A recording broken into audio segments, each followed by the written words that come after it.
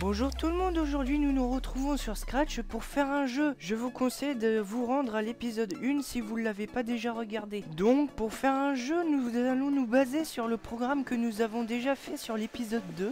Rendez-vous à l'épisode 2 si vous ne l'avez pas regardé. Pour nous aider à faire notre jeu, ici j'ai mis un commentaire qui dit comment va fonctionner le jeu. Le principe est qu'en cliquant sur le chat qui tourne, nous gagnons un point. Mais si nous cliquons sur les blocs noirs qui passent un peu partout sur l'écran, nous perdons 2 points. Donc je vais déjà rectifier le fait qu'il faut faire X0 et Y114 parce que comme vous pouvez le voir, là on voit pas le chat. Donc nous avons une histoire de points. Une histoire de points fait qu'on va dans données et on voit qu'on a déjà 2 variables. Ces variables, c'est moi qui les ai mises. Normalement vous avez aucune variable. Donc je fais créer une variable et on va l'appeler point.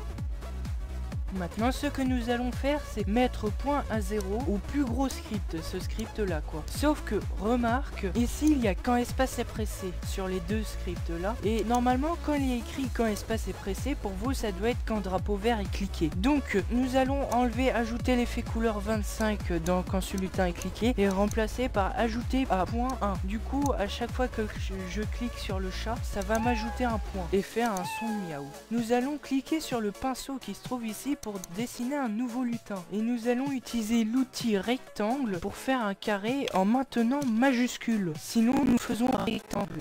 Maintenant nous commençons par quand drapeau vert est cliqué pour vous. Moi je commence par quand espace est pressé et ce que nous allons faire c'est aller à X 240 et Y 100 et on fait répéter indéfiniment, glisser en 1 seconde à X moins 240 et Y 100. Petite astuce, vous pouvez faire un clic droit sur glisser en 1 seconde blablabla et faire dupliquer pour juste avoir à changer le moins. Donc maintenant, si nous faisons en sorte de lancer ce script là, nous voyons que nous avons un bloc qui fait un aller-retour. Nous allons modifier ça pour aller dans les opérateurs, ce qui est tout nouveau, et faire nombre aléatoire entre 1 et 10.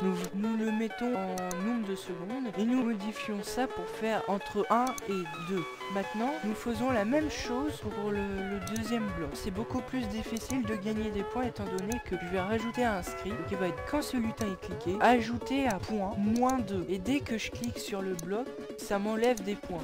Maintenant, je duplique 2 fois ce lutin pour avoir d'autres lutins. Et je fais en sorte de modifier les Y. Celui-ci, je fais 0.